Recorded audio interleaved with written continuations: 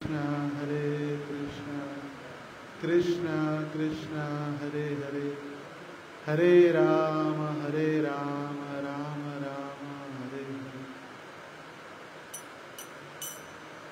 Jaya Radha Madhava Kunja Bihari.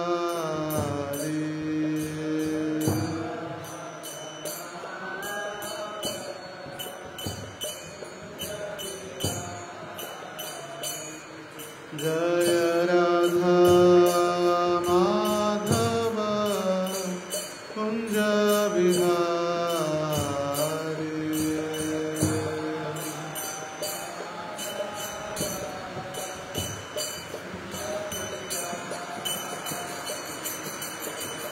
Gopi Jana Vallabha Girivaradhari.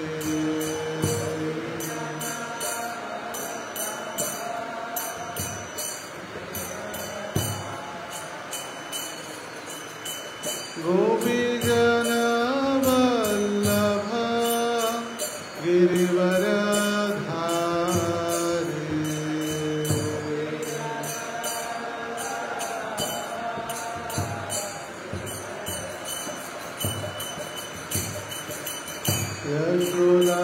Yashodanandana Braja Janarandana.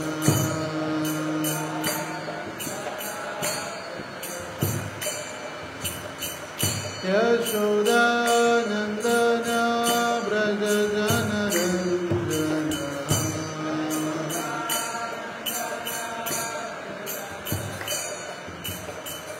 Yamuna Tira Vanachari.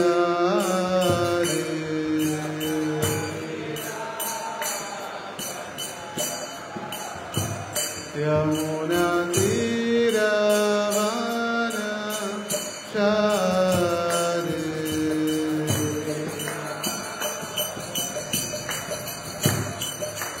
Jaya Radha Madhava Kunja Bihari.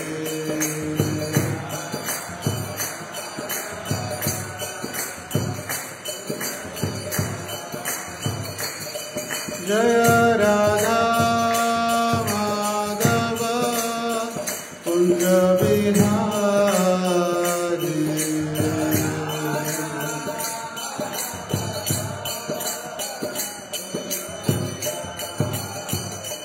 Jaya Radha Madhava Kunja Bihari.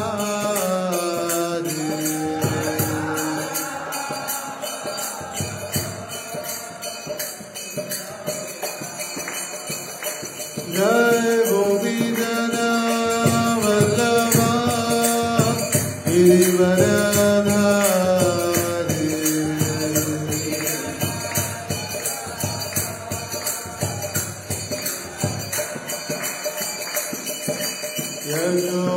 Yashodanandana Braja Janarandana.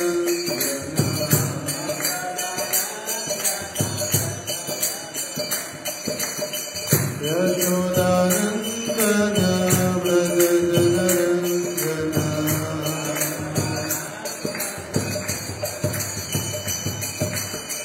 Yamuna Tira Vanachari.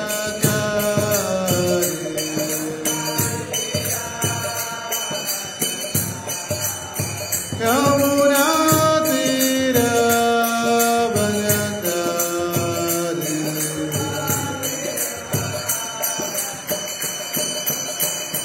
Jaya Vithala Raghumai, Jaya Vithala Raghumai, Vithala Raghumai, Jaya Vithala Raghumai.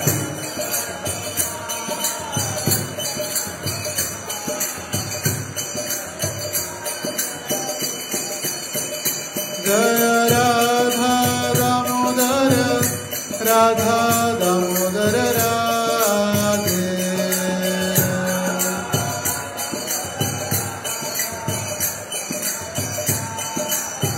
Jaya Gauranitai, Gauranitai,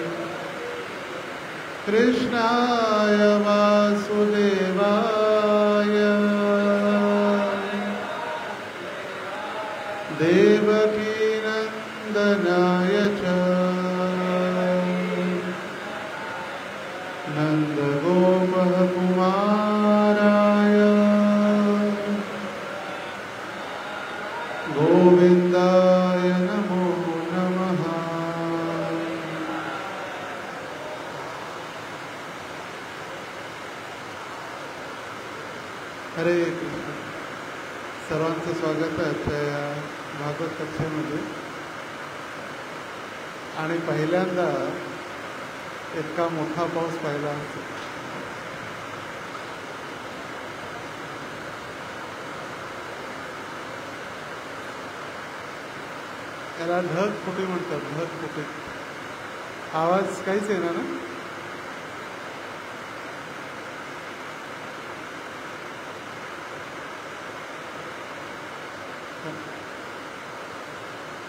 तो दुसरा speaker होता ना.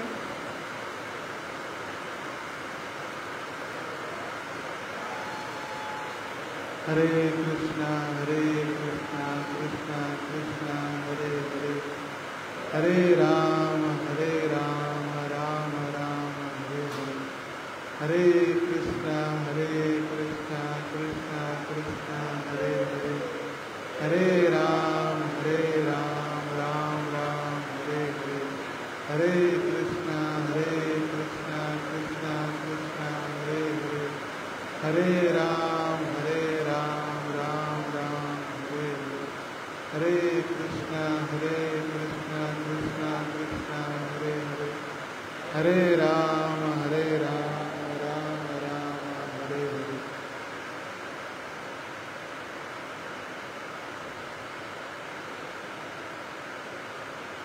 कृपया माझ्या मागे म्हणा.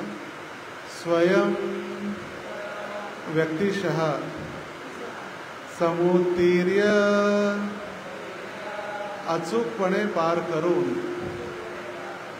सुदुस्तरम, जो पार करणे कठीण आहे, द्युमन, या अंधकारमय जगामध्ये सूर्यासमान प्रकाश देणारे भगवंत, भव अर्णवम, अज्ञानाचा सागर, भीमम, अतिशय भयंकर, अद्रभ, सौहृदा, पतित जीवांशी काय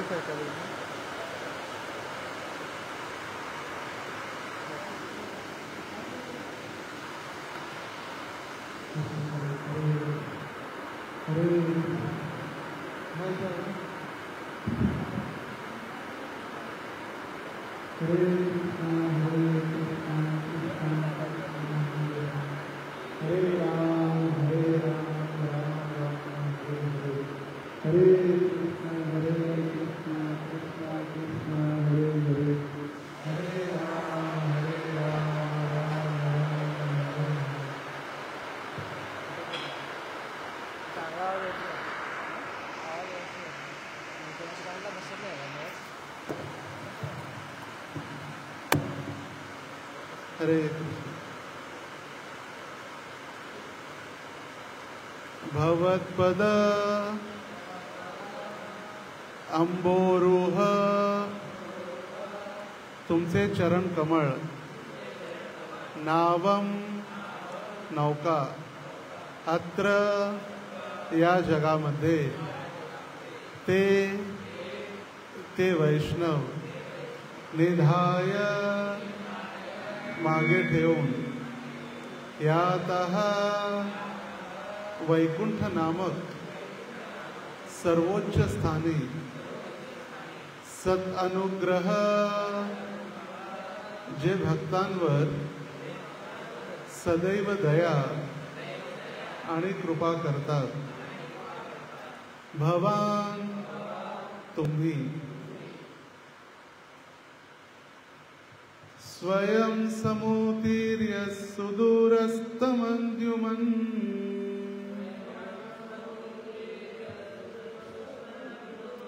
भवार्णव भीममदभ्रसौहृदा,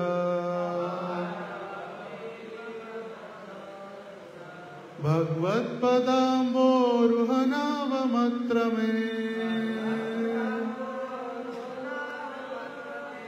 निधाय याता सदनुग्रहो भवान्, स्वयं समुत्तीर्य सुदुस्तरं द्युमन्, भवार्णव भीममदभ्रसौहृदा, भगवत्पदाम्बोरुहानवक्त्र मे,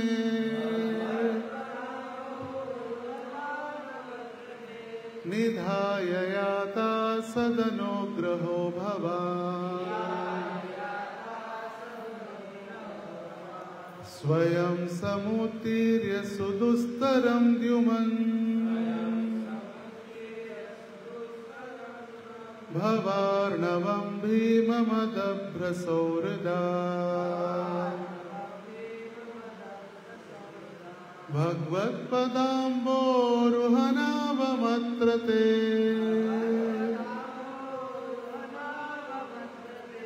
निधाय याता सदनुग्रहो भवान्,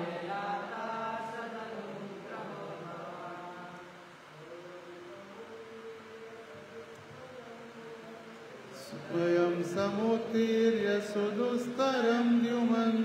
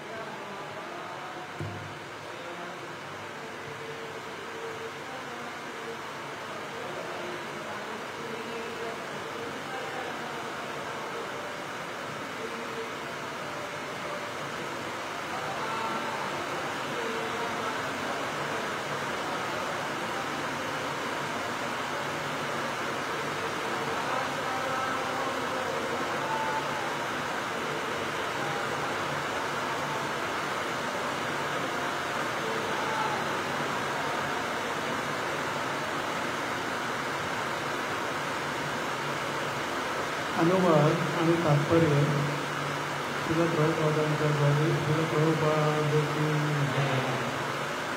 अनुवाद.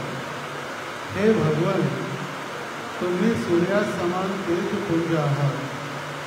तुम्ही आपल्या भक्तांच्या सर्व इच्छा तृप्त करण्यास सदैव तत्पर असता आणि या कारणास्तव तुम्ही कल्पवृक्ष, वांछा कल्पतरू म्हणून ओळखले जाता. जेव्हा आचार्यगण या भयंकर अज्ञानाचा सागर पार करण्यासाठी तुमच्या चरण कमळाचा पूर्ण आश्रय स्वीकारतात, तेव्हा ते हा भवसागर तरून जाण्याचा सुलभ मार्ग आपल्या मागे या पृथ्वीवरच सोडून पुढे जातात. तुम्हाला आपल्या अन्य भक्तांविषयी अपार दया असल्यामुळे तुम्ही या मार्गाचा उपयोग करून या अन्य भक्तांना सहाय्य करता. ऐकायला येत नाही?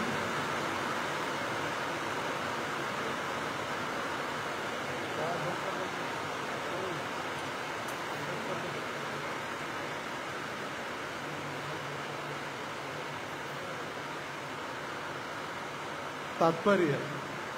कृपाळू आचार्यगण आणि कृपाळू भगवंत हे दोघेही भगवतधामी अर्थात वैकुंठामध्ये परत जाऊ इच्छिणाऱ्या प्रामाणिक भक्ताला कसे सहाय्य करतात ते या वर्तमान श्लोकामध्ये समजून येते.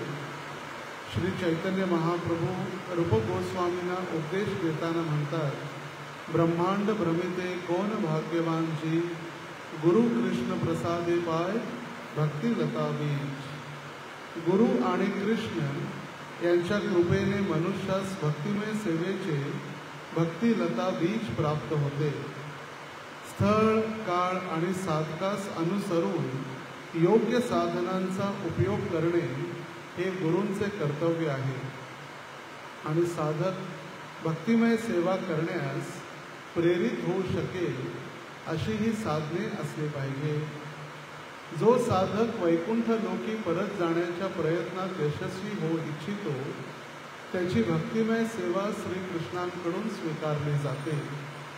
या भौतिक जगातील एखादा भाग्यवान मनुष्य संपूर्ण विश्वामध्ये भ्रमण करून झाल्यानंतर अशा महान आध्यात्मिक गुरूंचा व आचार्यांचा आश्रय ग्रहण करतो.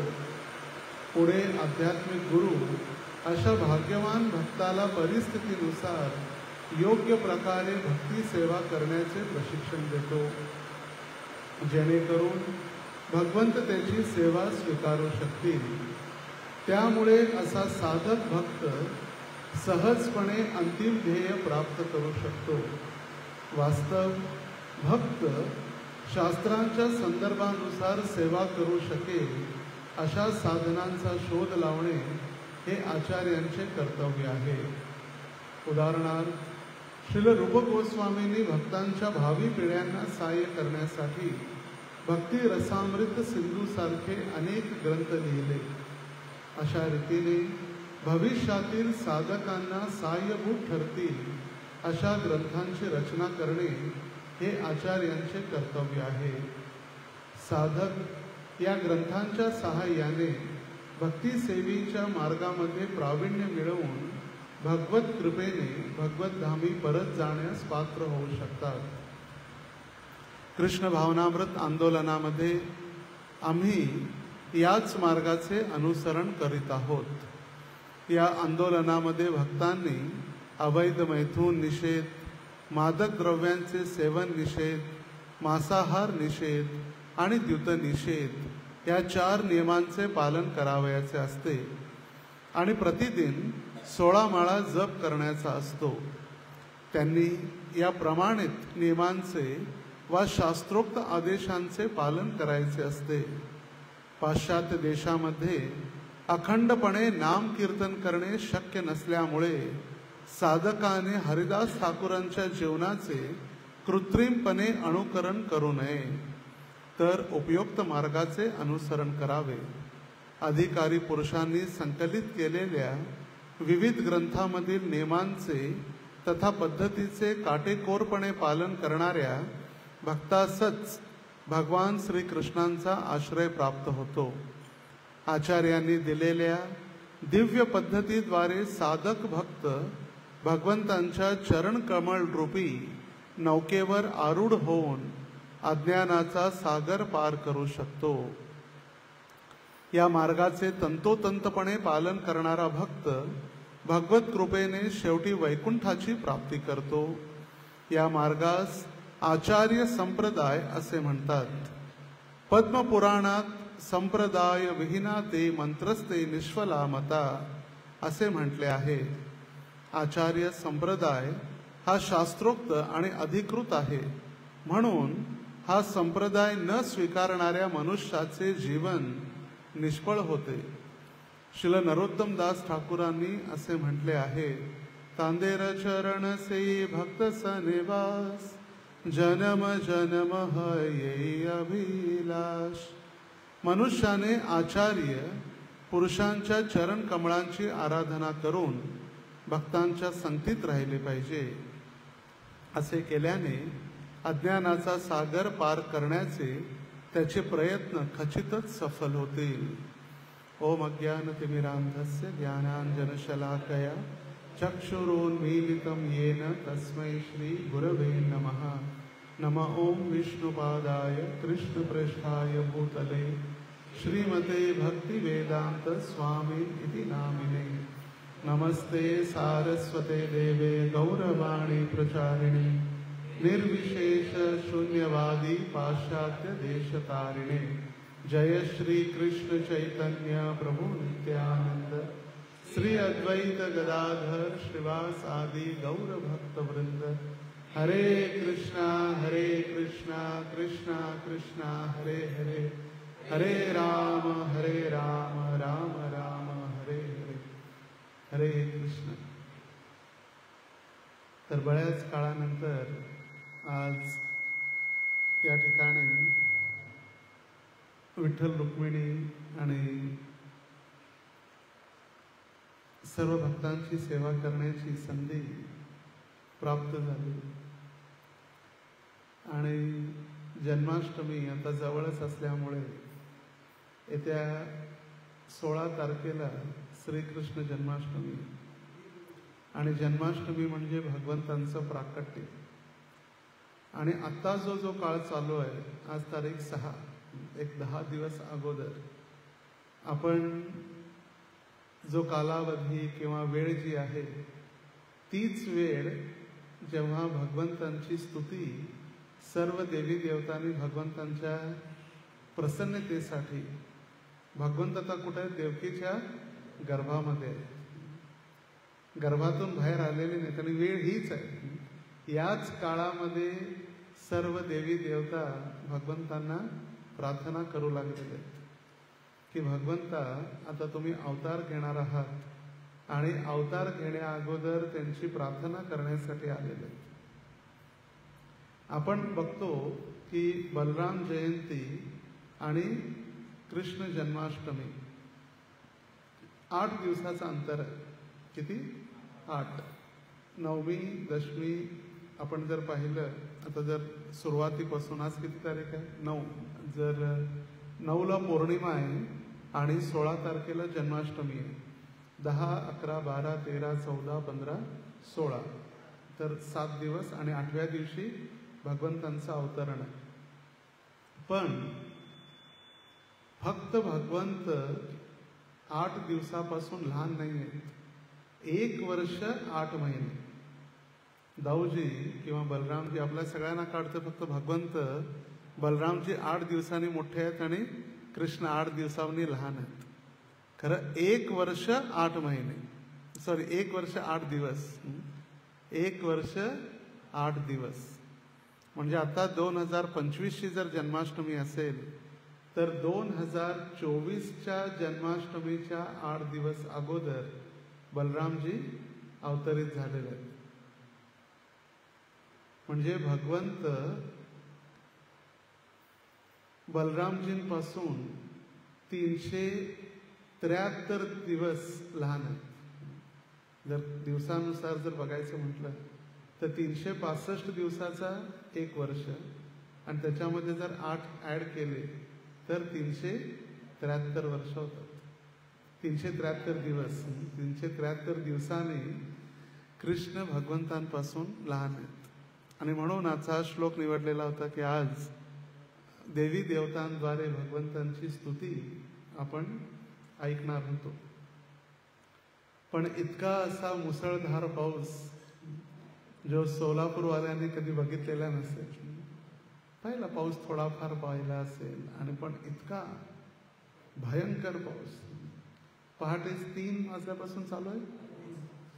2-2:30 वाजल्यापासून जो चालू झालाय नॉनस्टॉप. ह्याला कधी कधी ढग फुटी पण म्हटलं जातं. ढग फुटल्यानंतर जसे पाऊस येतो तसा. आणि असाच मुसळधार पाऊस ह्याच्यापेक्षा मोठा, त्याची आपण तुलना सुद्धा करू शकत नाही असा पाऊस जेव्हा भगवंतांनी गोवर्धन पर्वत उचलला त्यावेळी पडत होता. आणि एक एक खांब्यासारखा थेंब होता. एक एक पिलर. असा थेंब नाही, जसा पिलर पडतो तसा एक एक थेंब.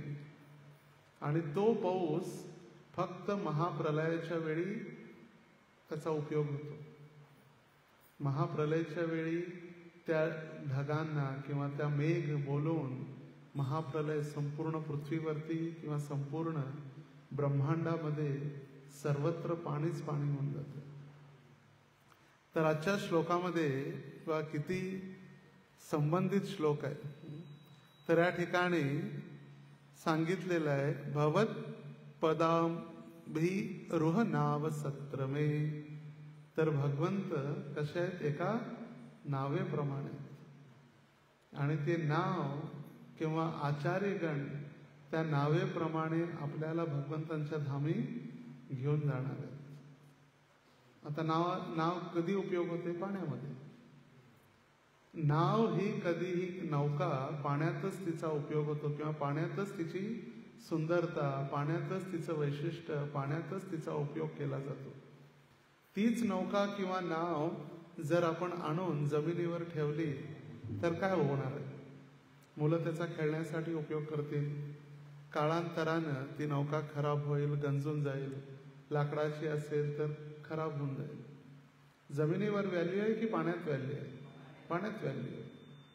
तसंच साधूंची व्हॅल्यू या संसारामध्ये आहे, संसाराच्या बाहेर नाही.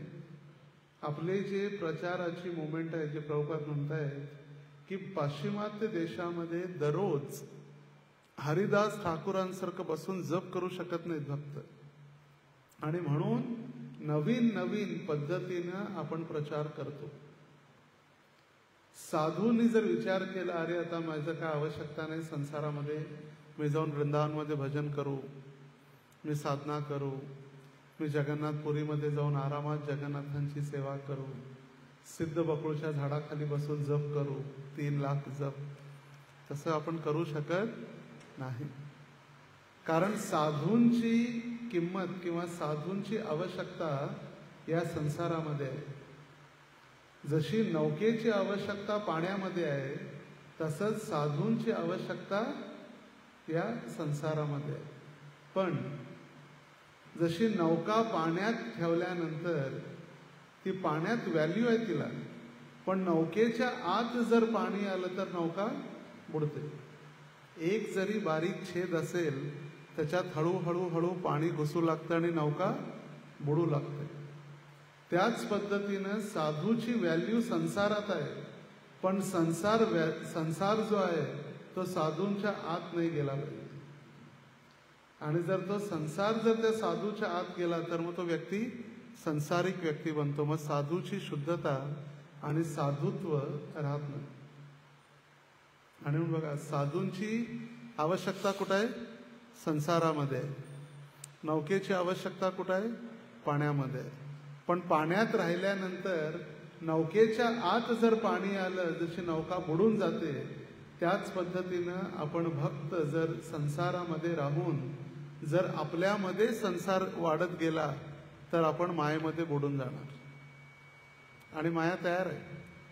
आणि त्या बुडलेल्या व्यक्तींना सहाय्य करण्यासाठी आचार्यगण किंवा गुरुजन हे पृथ्वीवरती येऊन अवतरित होऊन त्यांना भगवंतांच्या धामाकडे घेऊन जाण्यासाठी एक नौका बनतात.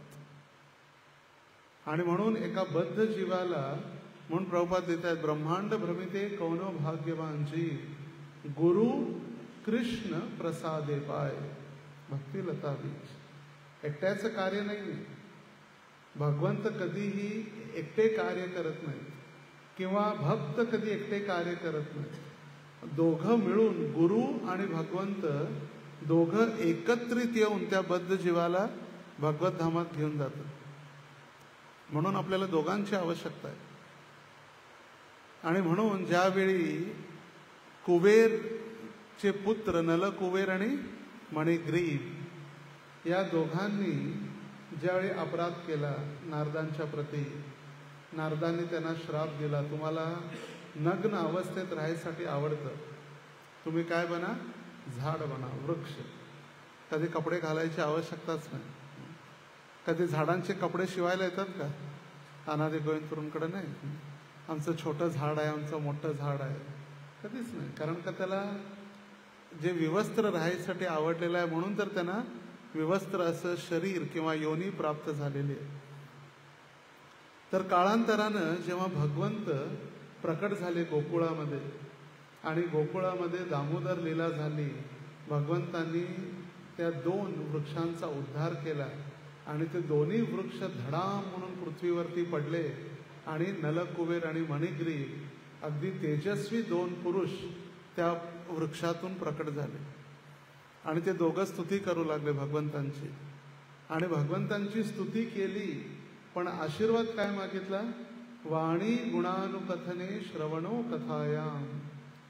भगवंता आम्हाला एक आशीर्वाद द्या. काय आशीर्वाद? की जेव्हाही आमची वाणी उघडेल त्यावेळी आम्ही तुमची स्तुती करू, आणि जेव्हा आमचे डोळे उघडतील तेव्हा नारद मुनींसारख्या भक्तांचं दर्शन होऊ दे, आणि हस्त पाद यो, आमचे हात आणि पायांनी आम्ही नारद मुनींसारख्या भक्तांची आम्हाला सेवेची संधी द्या. आपण रविवारी मार्कंडेय ऋषींविषयी चर्चा करत होतो. भागवताचा 12वा स्कंद आणि अध्याय 8, 9 आणि 10 3 अध्यायामध्ये मार्कंडेय ऋषींचं वर्णन केलेलं आहे शुकदेव गोस्वामींनी. तर त्या वर्णन करण्यात लिहिलेलं होतं, आपण जी चर्चा केली रविवारी, ज्यावेळी शिवजी प्रकट झाले. पहिला तर भगवंतांनी आशीर्वाद दिलेला होता मार्कंडेय ऋषींना. आता येत्या शनिवारी मार्कंडेय रथ आहे आणि मार्कंडेय ऋषींना आशीर्वाद दिलेला होता, त्यांना भगवंतांनी दर्शन दिलेलं होतं. आणि आपण जी प्रार्थना म्हणतो, करार विंदेन पदार विंदयो मुखार विंदेन निमेशयंतम पटस्य पटस्य पुटेशयानम बालम मुकुंदम मनसा स्मरामी. भगवंतांचं दर्शन झालं, सगळं झालं, आणि एकांतामध्ये भजन करत होते. शिवजी आणि पार्वती आली आणि पार्वतीने विनंती केली, म्हटले चला तुमचा भक्त बसलेला आहे, त्याला आपण काहीतरी वरदान देऊ. शिवजींना 100% माहीत होतं की याला कोणताही वरदान नाही पाहिजे, कारण त्याला भगवंतांची शुद्ध भक्ती प्राप्त झालेली आहे. आणि एकदा जर का शुद्ध भक्ती प्राप्त झाली त्याला दुसरं काही प्राप्त करायची आवश्यकता राहत नाही. जसं 500 रुपयाची नोट आहे, त्याच्यामध्ये 200 रुपये पण आहेत, 100 रुपयाची नोट पण आहे, 50 पण आहे, 20 पण आहे, 10 पण आहे, 5 पण आहे, 2 पण आहे, 1 पण आहे. ज्याला 500 रुपये त्याला एक चिल्लरची काय, तर त्याच पद्धतीनं ज्याला भगवंतांची भक्ती प्राप्त झालेली आहे त्याला काही कशाची, मोक्षाची देखील, मुक्तीची देखील त्याला आवश्यकता नाही. शिवजी म्हणतं काय जायची गरज नाही. म्हटली चला चला जाऊ, भेटू, काहीतरी द्या वरदान. आणि त्यांची तपस्या पाहून शिवजी मार्कंडेय ऋषींच्या समोर गेले आणि त्यांनी विचारलं, मार्कंडेय वरदान मागलं. आणि त्यांनी काय वरदान मागितलं? म्हटले, शिवजी मला एकच आशीर्वाद द्या की भगवंतांचे महान भक्त, आपल्यासारखे जे महान भक्त आहेत आणि त्या महान भक्तांच्या पदचिन्हांचं अनुसरण करून भगवंतांची एकनिष्ठ भक्ती करण्याचा मला आशीर्वाद द्या बस. मला दुसरा कोणताही आशीर्वाद नको. काय आशीर्वाद द्या? एकनिष्ठ भक्ती करण्याची. एकनिष्ठ म्हणजे एकच भगवंत, एकट्याचीच भक्ती. जसं गीतेचं महात्म्य सांगण्यात आलेलं आहे, एकम देवम देवकी पुत्र गीतम, एको देवो देवकी पुत्र एव, एको मंत्रस्य तस्य नामानि यानी कर्मापेकम तस्य देवस्य सेवा.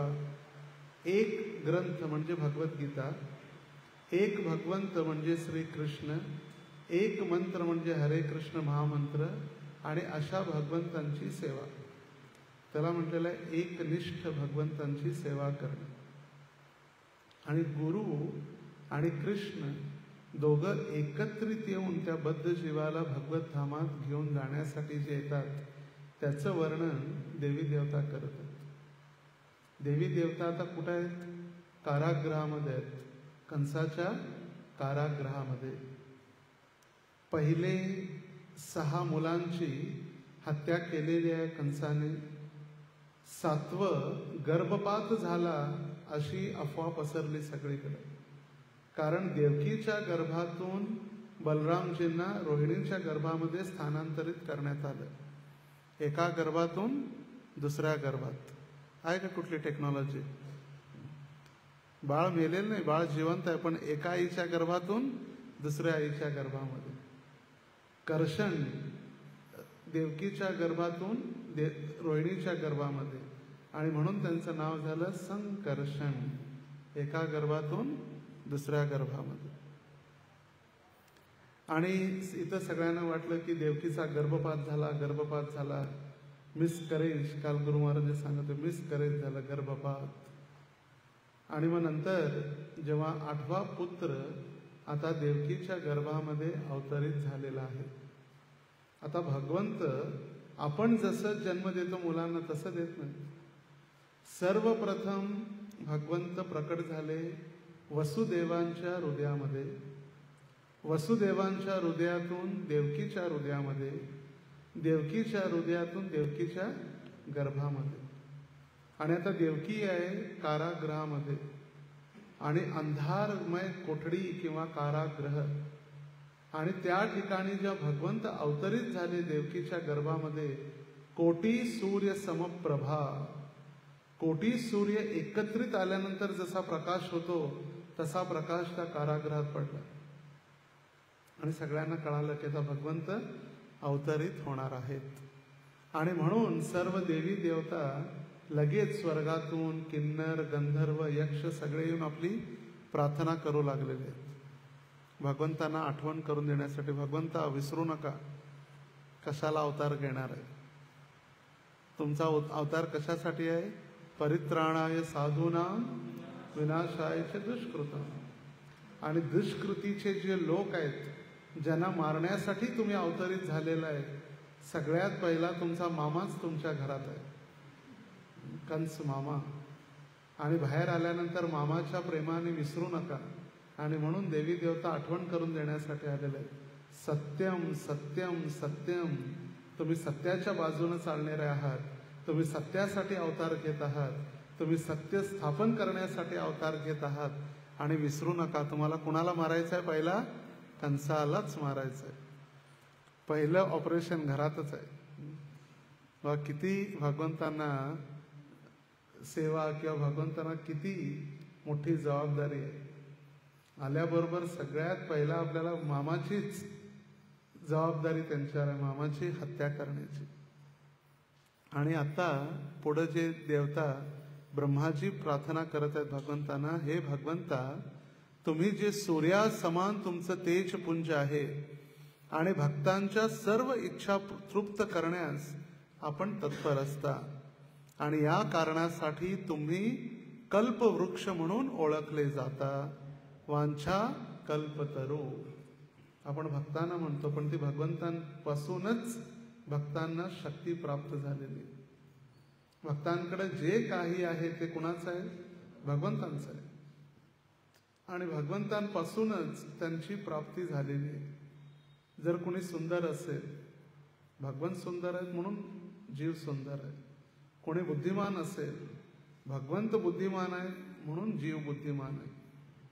सगळ्या जे गुणधर्म आहेत ते भगवंतांपासून आलेले आहेत, पण अंतर इतकंच आहे की भगवंतांजवळ अनलिमिटेड आहे आणि आपल्याजवळ लिमिटेड आहे, सीमित. जसं आपलं साधारण उदाहरणात जर समजायचं असेल तर आपल्याकडे 49 रुपयाचा रिचार्ज आहे आणि भगवंतांकडे अनलिमिटेड आहे. अनलिमिटेड, त्याची आपण कॅल्क्युलेशन करू शकत नाही. भगवंत कितीही आपल्या शक्तीनं बोलू शकतात.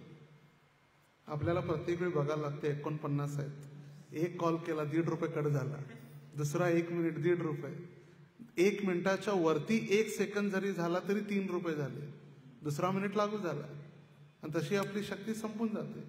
पण ज्याच्याजवळ अनलिमिटेड त्याला बघायची आवश्यकताच नाही. सुरुवातीच्या काळात जेव्हा 1 रुपयाचा कॉल असायचा, बघायचं 60 59 सेकंद कमी व्हायचे 1 रुपये टाकल्यानंतर. किंवा जेव्हा तो रिचार्ज चालू झाला, टॉपअप किंवा टॉक टाइम रिचार्ज, तेव्हा पण 10 रुपयाचं रिचार्ज केल्यानंतर 7-7.5 रुपये भेटायचे. लोक तेवढंच बोलायचे किंवा मिस कॉल द्यायचे किंवा जे काय पटकन. आता अनलिमिटेड फालतू दिवस रात्र चर्चा चाललेली असते, कारण संपतच नाही. दिवस रात्र चर्चा, काय चाललंय दररोज, काय चाललंय, काय केला, कुठं आहे, खाल्ले का, झोपले का, काय खाल्ले, पूर्ण चर्चा चालत आहे तासन तास, ज्याला काही अर्थ नाही. पण भगवंत जे अनलिमिटेड आहे आणि भगवंतांच्या ज्या सर्व गुणधर्म आहेत ते प्रत्येक जीवाला प्राप्त झालेले आहेत. जसं उदाहरण दिलं जातं, आपण समुद्र पाहतो, जगन्नाथपुरीचा असो किंवा मुंबईचा समुद्र असो किंवा जिथे आपण जातो समुद्र पाहतो, तर समुद्राचं पाणी जर आपण एका मगमध्ये किंवा एका बकेटमध्ये काढलं तर गुणधर्म सगळे तेच आहेत. पाणी खारट आहे, त्याच्यामध्ये क्षार आहेत, त्याच्यामध्ये वाळूचं प्रमाण आलेलं, वाळूचं प्रमाण त्याच्यामध्ये आहे, तर सगळं त्याच्यामध्ये समान आहे. पण एक बकेटमध्ये किती असतंय पाणी? 1 लिटर 10 लिटरची बकेट असू शकते. आणि समुद्राचं पाणी किती आहे? अनलिमिटेड आहे. त्याची आपण तुलना करू शकत नाही. जर कोणी व्यक्ती म्हटला की बाबा मी पाण्यात मोजतो, किती पाणी आहे, मोजू शकणार का? आता पागल आहे, काय मूर्ख माणूस आहे. तर जे प्रभुपाद म्हणत आहेत, आजच्या परिस्थितीला वेळ, काळ आणि परिस्थितीनुसार भक्त प्रचाराची किंवा भगवंतांच्या नावाची प्रचार करण्याची जबाबदारी घेतात. जसं ब्रह्मानंद प्रभू होते प्रभुपादांचे शिष्य. ब्रह्मानंद प्रभू, गर्गमुनी प्रभू दोघं भाऊ होते सख्खे. तर ब्रह्मानंद प्रभू मुंबईमध्ये प्रभुपादांसोबत सेवा करायचे. प्रभुपाद म्हटलं आता काय कर, तू पाकिस्तानला जा प्रचार करायसाठी. पाकिस्तानला पाठवलं. पाकिस्तानमध्ये प्रभुपादांना कळालं की तिथं 4 मिशनरी लोकांची हत्या झालेली आहे. मिशनरी लोकांना मारण्यात आलेलं आहे. प्रभुपाद चिंतित झाले. म्हटले त्याच्यामध्ये गर्गमुनी आहे की का? म्हटले प्रभुपादांना भीती वाटली, भावानंदाने ते दोघं भाऊ आहेत आणि मेले की काय. पण जेव्हा वापस आले प्रभूजी, तेव्हा प्रभुपाद इतके प्रसन्न झाले की आलिंगन दिले. म्हटले आता काय कर, पाकिस्तानला जाऊ नको, आता कुठं जातो, साऊथ आफ्रिकेला जा. साऊथ आफ्रिकेला पाठवलं. साऊथ आफ्रिकेला गेले.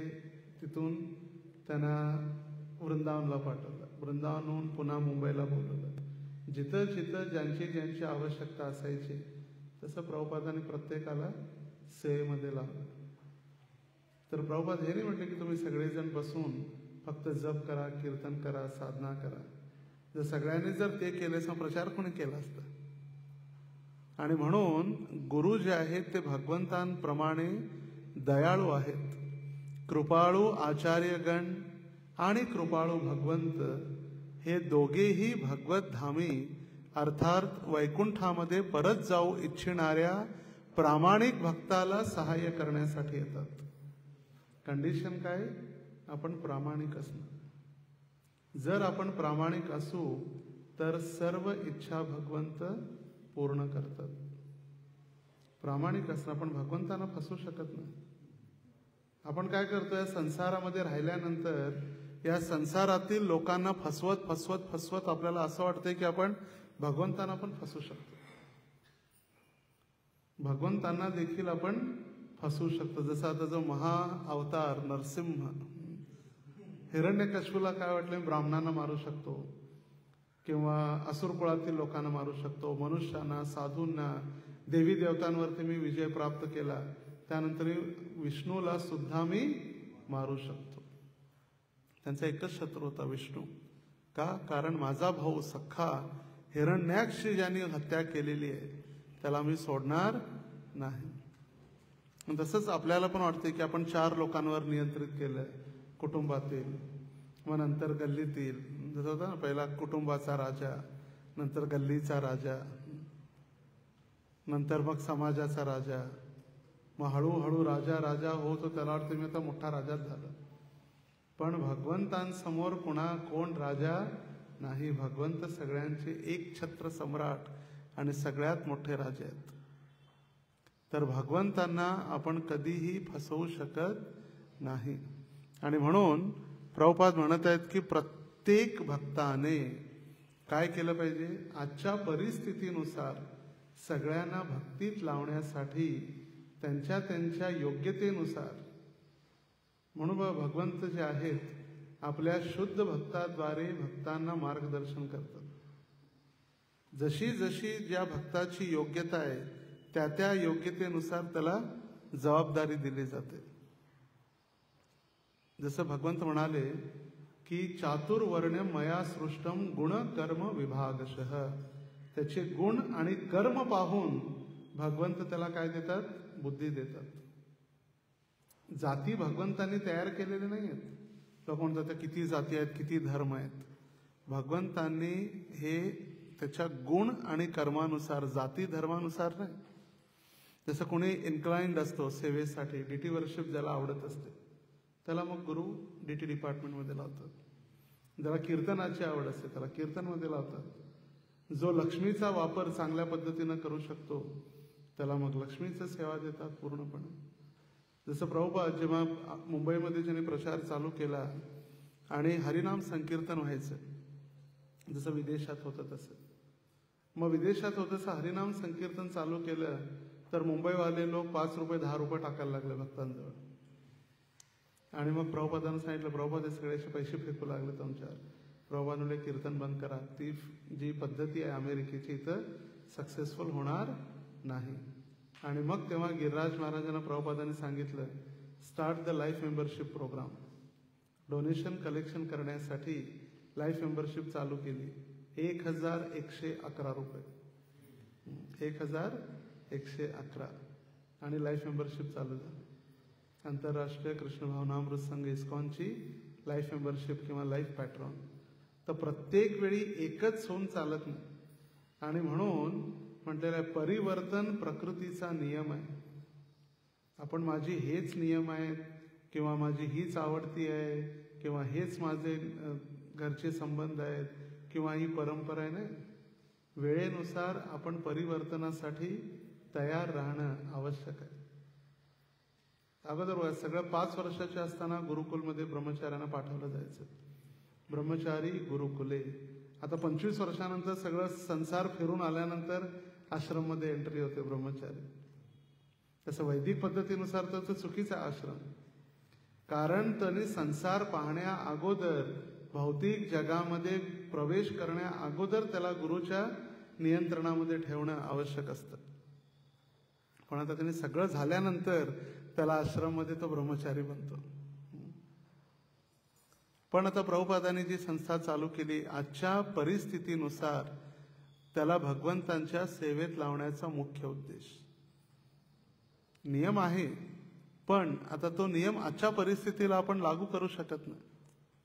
कोण आहे 5 वर्षाचा विद्यार्थी जो आपल्या गुरूंच्या आश्रमात जाऊन राहू शकत नाही. आणि आई वडील पाठवणार पण नाही, जरी गेला तरी तो टिकणार पण नाही. आणि म्हणून प्रभुपाद लिहित आहेत की पाश्चिमात्य देशामध्ये अखंडपणे नाम कीर्तन करणे शक्य नसल्यामुळे साधकाने हरिदास ठाकूरांच्या जीवनाचे कृत्रिमपणे अनुकरण करू नये, डुप्लिसिटी करू नये. आज संभवच नाहीये ते. 192 माळा जप कोण करू शकते? रोज वर्षातून एकदा निर्जला एकादशीला करतो. 60 माळा, 80 माळा, 100 माळा. पण दररोज असंभव आहे. दररोज जर सगळेजण जप करत बसले तर होणार आहे का? नाही, करूच शकत नाही. होणार पण नाही आणि आपण करू पण शकणार नाही. त्यामुळे गुरु जे आहेत, गुरु प्रत्येकाला त्याच्या योग्यतेनुसार त्याला सेवा देत असतात.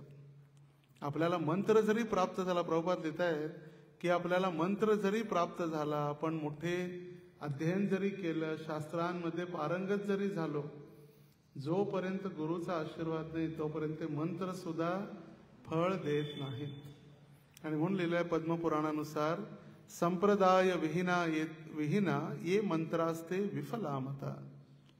पद्मपुराणात वर्णन आहे. आजकाल बघा कित्येक जण गायत्री मंत्राचं कॅसेट लावून बसलेले असतात. दररोज सकाळी कॅसेट लावतात गायत्री, पण त्याचं काय फळ होतं का? नाही.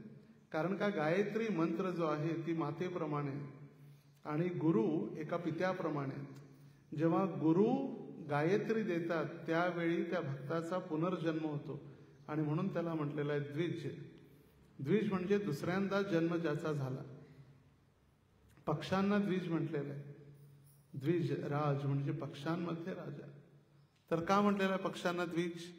त्यांचा पहिला जन्म अंड्यामध्ये आणि दुसरा जन्म अंड्याच्या बाहेर. तसं ब्राह्मणांना द्विज म्हटलेलं आहे. जे शास्त्रामध्ये वर्णन आहे, जन्मना जायते शूद्र संस्कारात भवे द्विजः.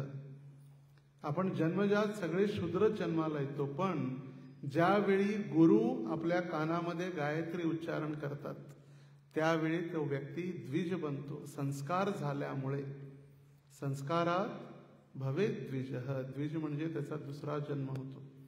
आणि मग पुढे तो अध्ययन करून ब्रह्म जानाति इति ब्राह्मणः. जेव्हा तो अध्ययन करतो, शास्त्र संमत होतो, त्यावेळी मग तो ब्राह्मण होतो. फक्त जानवं घातल्याने कोणी ब्राह्मण होत नाही. कित्येक जानवं घालणारे लोक आहेत. 50 पैशामध्ये 5 रुपयामध्ये जानवं भेटते. जानवं घातल्याने मोठा ब्राह्मण झाला. नाकापेक्षा मोती मोठा. तर गौर किशोरदास बाबाजीनं विचारलं, म्हटले भगवत प्राप्ती कशी करता येईल, भगवंतांचं प्रेम कसं प्राप्त करता येईल? गौर किशोरदास बाबाजी म्हटले 25 पैशामध्ये. 25 पैशामध्ये म्हणजे कसं का 25 पैशामध्ये?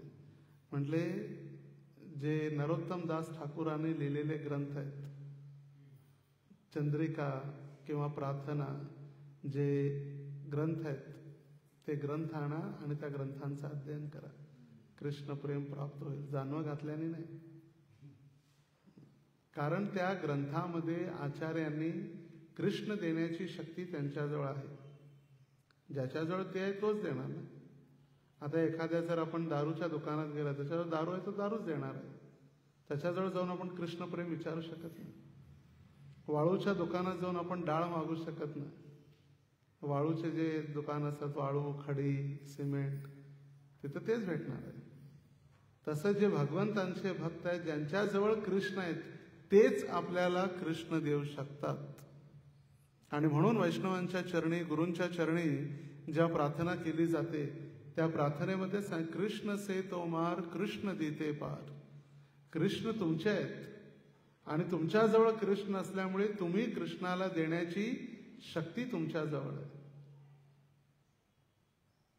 ज्याच्याजवळ जे आहे तो व्यक्ती ते देऊ शकतो. आपल्याजवळ कृष्ण असतील तर आपण कृष्ण देणार. कृष्ण ही हृदयाची संपत्ती आहे, धनानी संपत्ती नाही आहे. कृष्ण नाम, कृष्ण भक्ती, कृष्ण रूप, कृष्ण लीला हे सगळं हृदयाचा संबंध आहे त्याच्यामध्ये. आणि हृदयामध्ये भगवंतांचं स्थान आहे. हृद देशे अर्जुन तिष्ठती. हृदय नामक देशामध्ये अर्जुन आम्ही राहतो.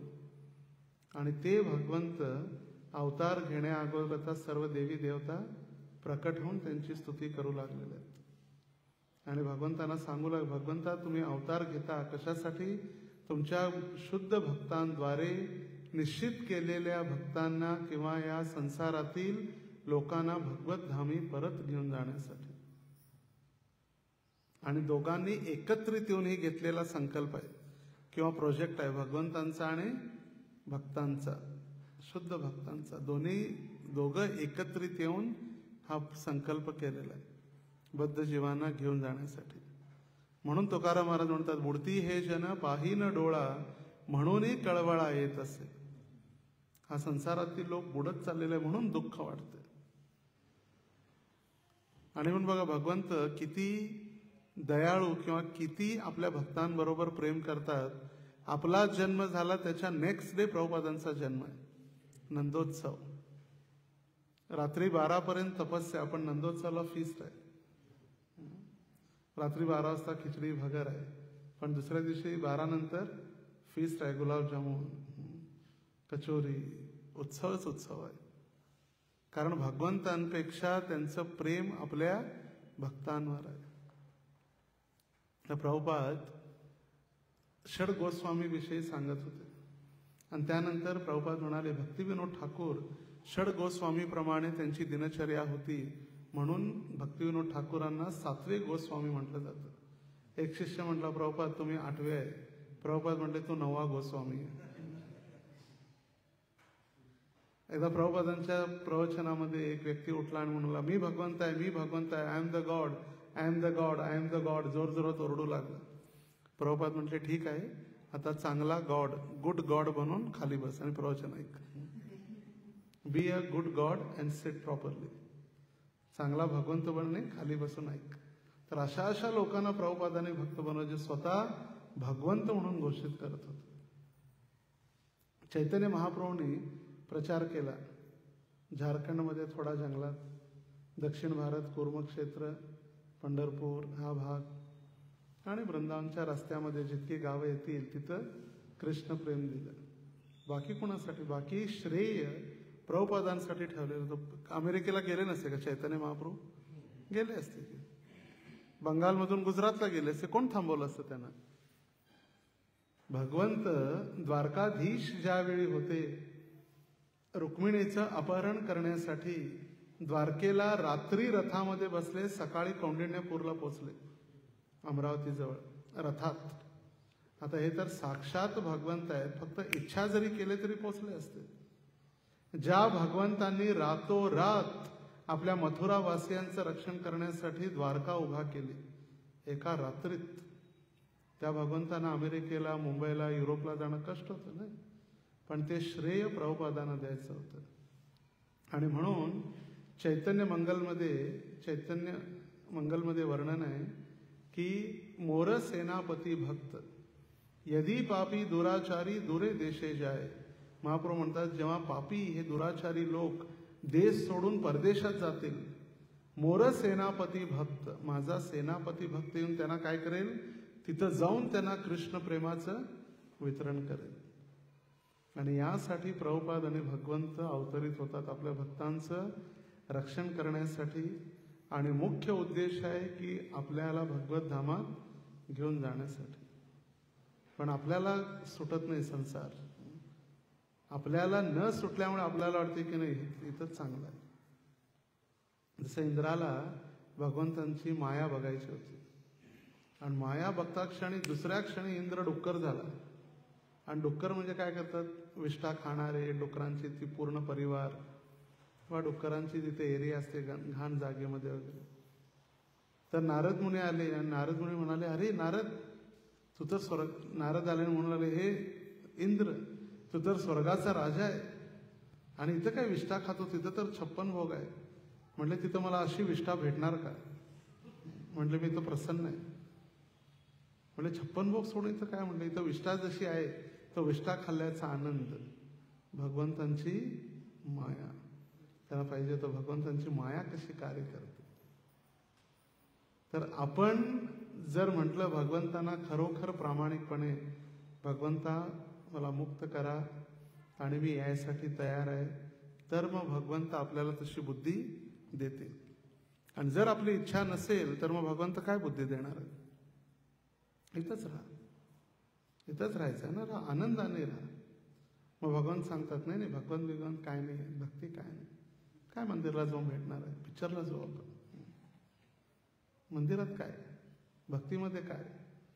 आपण जी इच्छा केली त्याचं रेसिप्रोकेशन भगवंतांनी केलेलं आहे. आपली जर प्रामाणिक इच्छा असेल भगवंतांकडे जाण्याची, त्याला भगवंत तशी बुद्धी देतील.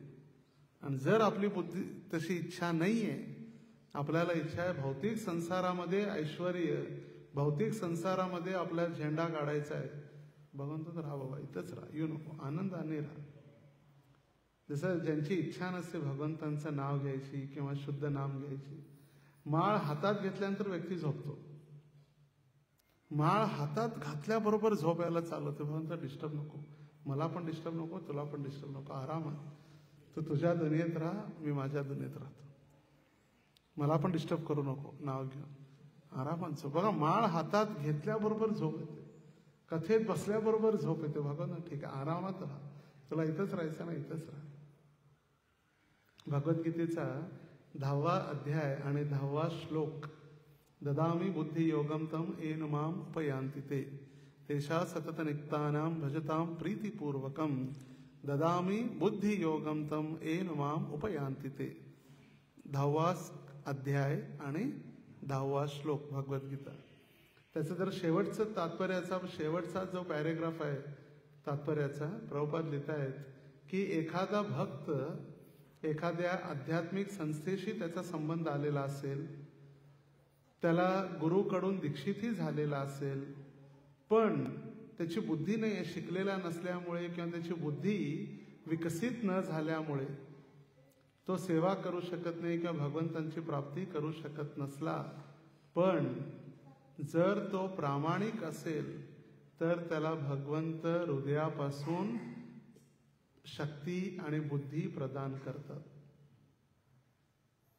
मी कालच सांगत होतो भक्तांना की संत दास प्रभू, आपण ऐकलं असेल, भेटले असाल, प्रवचन ऐकले असाल.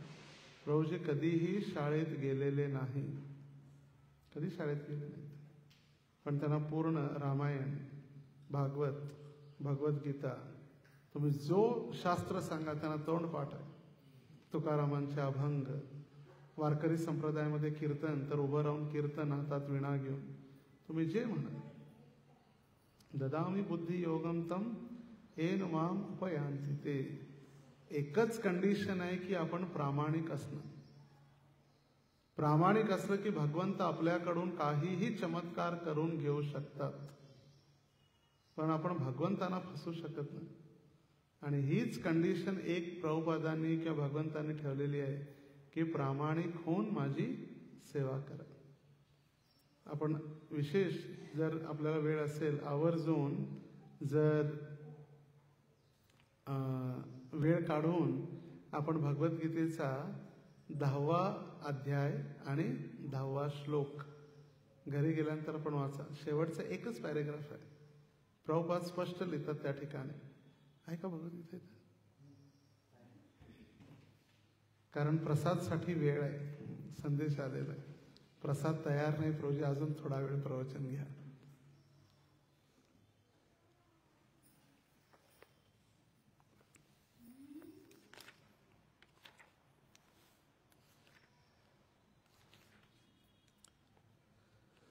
हा जो भगवद्गीतेचा 10वा अध्याय 10वा श्लोक, पेज नंबर आहे 375 आणि शेवटचा एकच जो पॅरेग्राफ आहे त्याच्यामध्ये प्रभुपाद पूर्ण श्लोकाचं सार सांगत आहेत.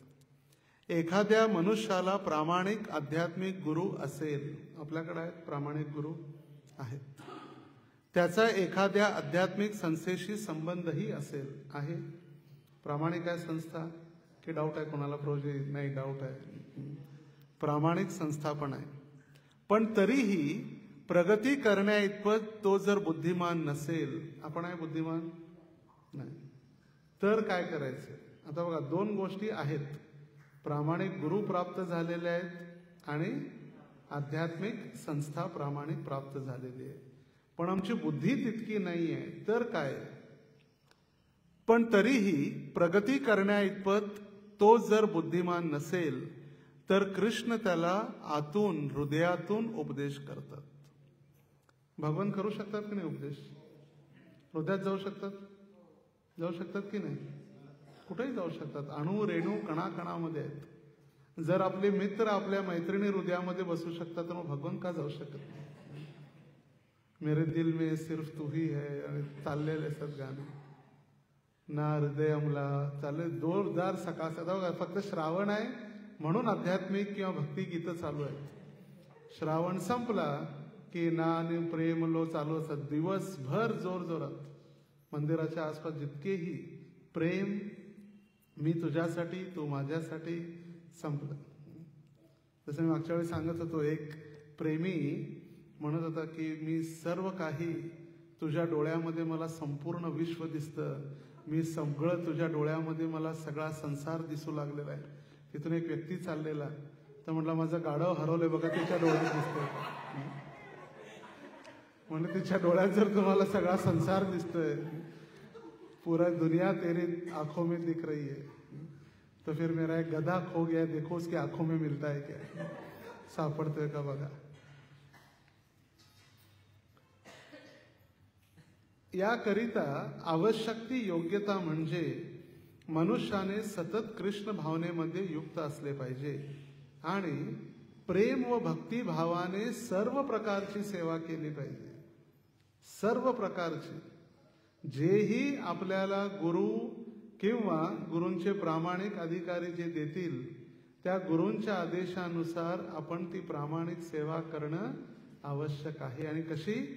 सर्व प्रकारची सेवा. आपल्याला कळतं नाही हीच माझी सेवा आहे. प्रभुपादांनी स्पष्ट केलंय सतत आपण कृष्ण भावनेमध्ये राहणं. आता कृष्ण भावनेमध्ये राहणं याचा अर्थ नाही की आपण दिवसभर माळ हातात घेऊन राहणं किंवा करताल मृदंग घेऊन राहणं. नाही, कृष्ण भावना म्हणजे जेही आपण करत आहोत ते भगवंतांच्या प्रित्यर्थ करत आहोत ही भावना लक्षात ठेवणे. यत करोशी यदश्नासी यत जुहोसी ददासी यत. जे काही आपण करत आहोत ते भगवंतांच्या प्रसन्नतेसाठी आपण करत आहोत. जसं माताजी लोक दररोज कुकिंग करतात. कधी सुट्टी असते? नाही. 365 दिवस डीटी डिपार्टमेंट आणि गोशाळा त्याच्यामध्ये मग कुकिंग आलं. डीटी मध्ये कुकिंग आलं. कधी सुट्टी नाही. एखाद दिवस भागवतमला सुट्टी असू शकते, एखाद दिवस नगर संकीर्तन सुट्टी असू शकते, एखाद दिवस अकाउंट ऑफिस बंद असू शकतं, एखाद दिवस कॉलेजला सुट्टी असते, एखाद दिवस कीर्तन होणार नाही. पण भगवंतांची सेवा 365 दिवस एकही दिवस सुट्टी नाही. त्याच पद्धतीनं गायींची सेवा. तर सतत कृष्ण भावनेमध्ये असणं म्हणजे जे काही आपण करतो ते भगवंतांच्या प्रसन्नतेसाठी करत आहोत. जसं उदाहरण कुकिंगचं आपण पाहिलं. स्वयंपाक करतो कोणासाठी? भगवंतांसाठी. बनवतो आपण घरच्यांसाठी, पण भावना असली पाहिजे की सर्वप्रथम भगवंतांना, आणि भगवंतांचं झाल्यानंतर मग भक्तांना आहेच. आपण फार भाग्यशाली आहे की भगवंत खात नाहीत. भगवंत जर खरोखर खायला लागले तर भोग लावायचं बंद करतील सगळे. म्हणजे एवढ्या महागाईत कुठं नैवेद्य दाखवणार बाबा दररोज? बरोबर. जसं गौरांग एकदा सांगत होते, काही वर्षापूर्वी गणपती दूध पिऊ लागले, आठवते? तर सगळेजण गणपतीला दूध पाजत होते आणि सगळीकडे गर्दी, सगळीकडे एकच चर्चा, गणपती दूध पिऊ लागलाय, गणपती दूध पिऊ लागलाय. तर चौपाटी मंदिरच्या वर मेन एंट्रन्सला एक गणपती आहे. तर गौरांग प्रभू तिथं शिडी वगैरे लावून गणपतीला दूध पाजत होते. परमपूज्य राधानाथ महाराजांचे काय चाललंय? म्हटलं गणपती दूध पितोय. म्हटलं गणपती दूध पितोय हे आज कळालं तुम्हाला, आणि दररोज राधा गोपीनाथचे भोग स्वीकार करतात ते कधी विसरले का तुम्ही? दररोज ते तिथंच आहे, दररोज स्वीकारतायत. पण अंतर इतकंच आहे की अंगानी यस्य सकलेंद्रिय वृत्ती म्हणती, भगवंत कोणत्याही इंद्रियांनी कोणतंही कार्य करू शकतात. नोएडामध्ये बजरंगी प्रभू दररोज त्यांना राजभोगची सेवा होती. ज्यावेळी मी नोएडामध्ये होतो तेव्हा, आणि राजभोगचा भोग लावायची सेवा होती. आणि मंदिरचं कन्स्ट्रक्शन झालं नव्हतं, फक्त आपण कन्स्ट्रक्शन साईटमध्येच मंदिर छोट्या डीटी होत्या. छोटे गौरनिताई, छोटे राधा गोविंद आणि जगन्नाथ बलदेव सुभद्रा, जसं आपल्या मंदिरात होतं अगोदर, छोटं ऑल्टर आणि 3 छोटे डीटी. आणि दररोज हे भोग लावायचे. आणि भोग लावल्यानंतर मला म्हटलं, प्रभूजी पिछले 4 दिवस आहे ना, गेल्या 4 दिवसापासून गेल्या 4 दिवसापासून मी बघतोय की भोग लावल्यानंतर राजभोगच्या ताटातून भजी गायब होते आणि गोविंद भजी खाऊ लागलेले आहेत. म्हटलं भगवंत काही खाऊ शकले, भजीच का खातायत? पकोडे गायब हो रहे थाली से. मग त्यांना म्हटलं एकदा आपण काय करू, कॅमेरा सेट करू. CCTV कॅमेरा लावला. नंतर जेव्हा ते कळालं की भोग लावून जेव्हा पडदा बंद करून बाहेर यायचे त्यावेळी त्या कन्स्ट्रक्शन साईट मधले उंदीर यायचे आणि भजी घेऊन जायचे. भगवंत खात नव्हते, उंदीर पळून घेऊन जायचे भजी. तर भगवंत दररोज भोग स्वीकारतात. या भावनेनं जर आपण बनवलं तर कृष्ण भावना आहे. आपण जॉब करतो, जॉब करते वेळी जेही धनराशी येते त्या धनराशीचा उपयोग भगवंतांना भोग बनवण्यासाठी, भगवंतांच्या घरात सेवेसाठी, ती कृष्ण भावना. घर बनवणार राहणार आपणच आहे, पण फक्त भगवंतांची अनुमती घेऊन. भगवंत तुमच्या घरामध्ये, आपण तर फक्त वॉचमॅन आहे. किती मोठमोठे बंगले आणि त्यांचे राजे होऊन गेले, बंगले तिथंच राहिले, बंगले बांधणारे निघून गेले. वॉचमॅन आहे आपण. किती मोठा बंगला बांधा, आपण वॉचमॅन आहे.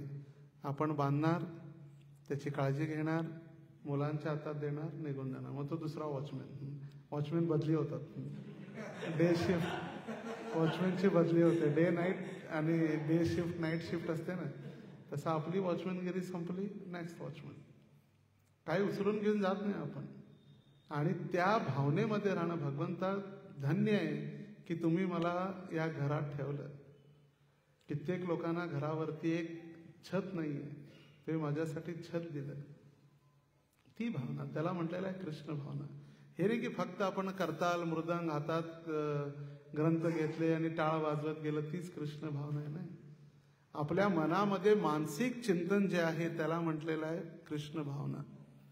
आपलं ॲटिट्यूड जे आहे त्याला म्हटलेलं आहे कृष्ण भावना. आणि म्हणून उपदेशामृतच्या सुरुवातीलाच प्रभुपाद लिहितात, साधकाची प्रगती त्याच्या मनोवृत्तीवर निर्भर करते. The advancement in Krishna consciousness is depends on the attitude of a devotee. त्याचं ॲटिट्यूड काय, आपण म्हणतो ना किती ॲटिट्यूड दाखवतोय, म्हणजे त्याचा जो अभिमान जो आहे, किती ॲटिट्यूड, जे आपली भावना जी आहे त्याच्यावरून कळते ना. आणि भगवंतांना आपण आपल्या भावनेशी कधी खेळ होत नाही किंवा खिलवाड करू शकत नाही. जसे एक मुलगा, लहान बाळ रडू लागलं जोरजोरात, लगेच आई आली आणि त्याला लाडू दिला खायसाठी.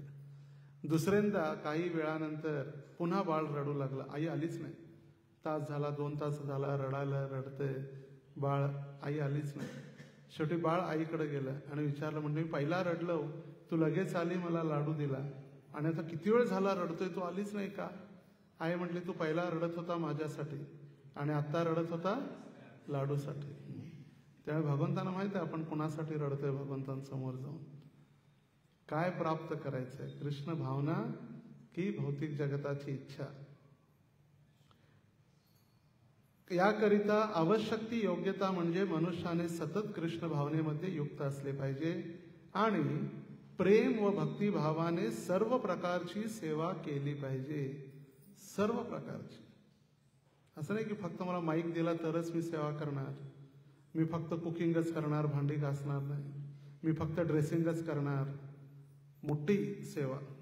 भगवंतांसमोर सगळ्या सेवा समान आहेत. त्याने कृष्णान प्रित्यर्थ प्रेम भावाने काहीतरी कर्म केले पाहिजे. बसून होत नाही. मी भगवंतांचा भक्त आहे, खरं मी काय करणार नाही.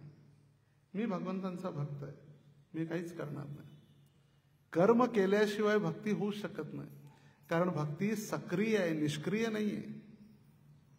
मायावाद वगैरे निष्क्रिय आहे. एका बल्ब समोर बसला, डोळे बंद करून ध्यान करतोय किंवा त्या बल्बचं चिंतन करतोय, तसं नाही. भक्ती सक्रिय आहे, कार्यान्वित. कार्य केल्याशिवाय भक्ती होऊ शकत नाही. आणि म्हणून बघा प्रभुपाद जिथेही भक्ती लिहितात, डिव्होशनल सर्व्हिस, भक्तिमय सेवा. कार्यानुसारच होते, बसून होत नाही कधी. काही न करता मी काही करणार नाही, खरं भक्ती करतोय. आत्मसाक्षात्काराच्या मार्गावर प्रगती करण्याइतपत जर भक्त बुद्धिमान नसेल परंतु तो भक्तिभावित कर्म करण्यात प्रामाणिक असेल आणि समर्पित असेल तर त्याला भगवंत प्रगती करण्यासाठी आणि अखेर आपली प्राप्ती करण्याची संधी प्रदान करतात. फक्त प्रामाणिकपणे आपल्याला सेवा करायची आहे बस. समर्पित आणि प्रामाणिक. म्हणजे प्रामाणिक कशाला म्हणतो आपण इंग्लिशमध्ये म्हणतो प्रामाणिकला? सिरियस. प्रामाणिक आणि honesty is the best policy. Honesty म्हणजे प्रामाणिक आणि सरेंडर, समर्पित होऊन भगवंतांची सेवा. दोनच. बाकी भगवंतांनी नाही म्हटलं आपल्याकडं किती मोठी आपल्याकडं प्रॉपर्टी आहे, किती आपल्याकडं ज्ञान आहे, किती बुद्धी आहे, किती श्लोक आपल्याला पाठ आहेत, किती आपण प्रचार केला, किती मंदिरं बनवली, किती आपण मोठमोठ्या योजना आखल्या. दोनच गोष्टी, प्रामाणिकता आणि समर्पण. आणि या जर गोष्टी असतील तर भगवंत गुरुच्या माध्यमाने आपल्याला सर्व शक्ती प्रदान करतात. सर्व, काहीच कमतरता पडू देत नाही. योगक्षेमम वहाम्यहम. जे तुमच्याजवळ आहे त्याचं मी रक्षण करतो आणि जे तुमच्याजवळ नाही त्याची मी पूर्तता करतो. कशाचीच कमी पडू देत नाही. आपण फक्त प्रामाणिक असणं आवश्यक आहे. आणि जेव्हा प्रामाणिक आपण असतो भगवंत स्वतः त्या भक्ताला मदत करण्यासाठी पुढे येतात आणि गुरूंच्या माध्यमानं त्याच्या हृदयामध्ये दिव्य ज्ञान प्रकाशित करतात. दिव्य ज्ञान हृदय प्रकाशितो. तर ही एक आपली संधी आहे की आपण येणाऱ्या सर्व उत्सवामध्ये समर्पित होऊन आणि प्रामाणिकतेने जेही आपल्याला सेवा भेटलेली असेल, जी आपल्याला सेवा भेटलेली असेल ती जर आपण सेवा केली तर आपल्याला निश्चित त्या सेवेचा आनंद आणि कृष्ण भावनामृताचा आनंद आपल्याला प्राप्त होईल. हरे कृष्णा कृष्णा कृष्णा हरे हरे, हरे राम राम राम हरे हरे. श्री श्री राधा दामोदर की जय. श्री श्री विठ्ठल रुक्मिणी की